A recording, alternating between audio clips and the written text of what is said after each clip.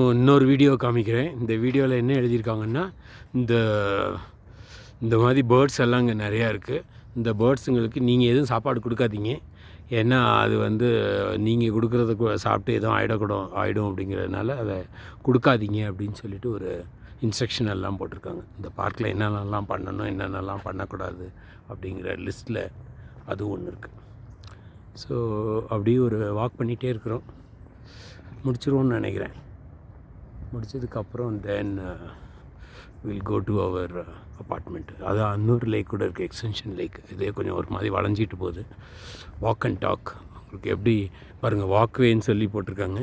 இது நம்பர் என்ன சொன்னீங்க? இந்த 700னா 700 மீட்டர்ஸ். ஸோ ஒரு வாட்டி இவ்வளோ தூரம் வந்தால் 700 மீட்டர்ஸ் வந்துட்டிங்கன்னு அர்த்தமா? I don't know where it may be started some places. Okay. 100, 700.